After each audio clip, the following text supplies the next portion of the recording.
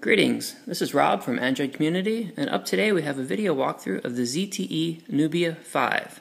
Now some will remember this handset was just recently announced as unlocked for the US market, and while this particular one has a few differences, the overall design and hardware is the same. This one was the Houston Rockets edition, which was announced or offered along with the partnership news between ZTE and the Rockets. So there will be the Rockets logo on the back of this one, and this one also has a special ZTE wallpaper. But otherwise, the hardware is the same. Nice thin phone, black, soft touch on the back. You have your 13 megapixel camera, which due to the thickness of the phone, or I should say the thinness of the phone, the camera does bump out a little bit. So actually a decent amount, but overall it seems a fair trade for the rest of the phone to be so thin. In this case it is protected by a sapphire, so it should help against scratches and stuff like that. Otherwise you got your flash on the back, set of speakers along the bottom, which actually when held in your hand sort of funnels the sound out, so pretty decent placement on those.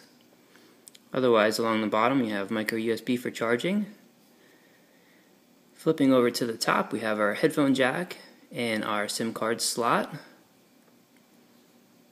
The side has volume rocker on one and power on the other. Now the display in this case is 5 inches, it's 1080p, overall a nice display. Front facing camera up top, 2 megapixel. Thin earpiece, your usual sensors up there. And then we also have 3 capacitive buttons that light up along the bottom. Now, part of what ZTE does, along with their phones, they're not bad looking to start with, as you can see, and otherwise they have some software tweaks. Like in this case, instead of flicking the unlock, you press. You can see the flame. You hold for a second, and it goes right through. And your standard home button on the bottom, your menu, and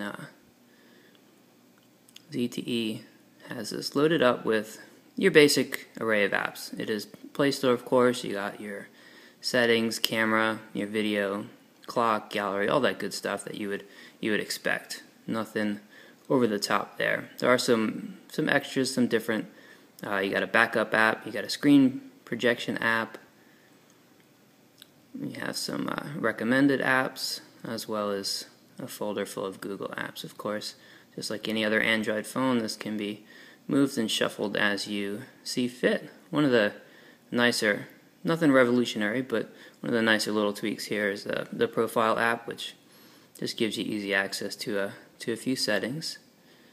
You have your drop-down shade, your notification or your adjustment settings are all along the bottom. Your notifications would appear up through here, and this can be sorted and readjusted as you see fit.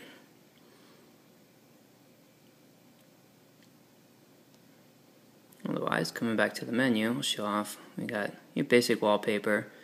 There's a few, in this case 2, but a few different themes to check out.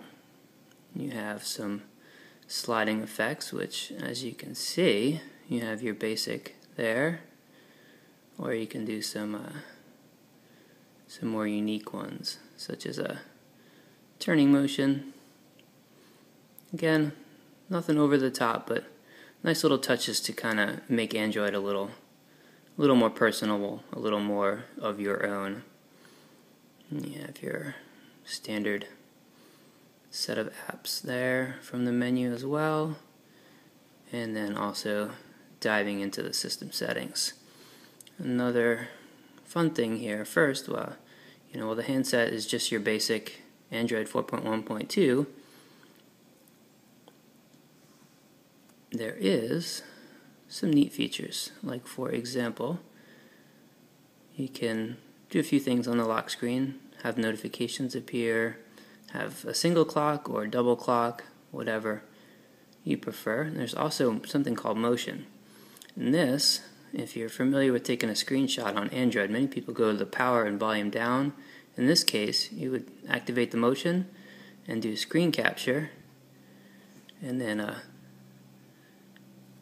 3-flick up. We'll take care of that. Going back into the settings for motion again, and there's some other, motion dial, motion answer. One that we liked was turn over silent, so depending on how you flip your phone, it will turn over, go silent. And of course, shake to change songs, shake to update, just the basics there. But again, nice little touches, nice things to have available. Give a look at the dialer.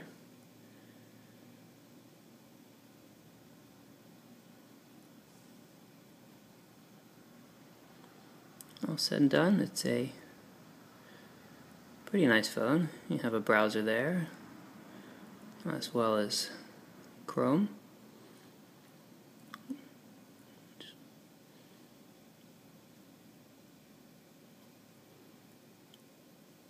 And again, this was the Houston Rockets edition, so you're going to have a few differences, the logo and the wallpaper, but otherwise the hardware is going to be the same. And as you'll get from reading our written portion of this review, we were pleasantly surprised. We actually, although the review is technically over, we're not quite ready to put this one down. In this case, the US release of these, unlocked as we mentioned, it will be work both with T-Mobile and AT&T depending on the SIM. In this case, it would certainly make a good addition for those looking for just a basic plan. If you don't happen to have a SIM, of course, you got the other options to use, such as Straight Talk, but again, that would be up to you depending on your carrier and preferences. Again, this is Rob for Android Community, and this was a walkthrough of the ZTE Nubia 5.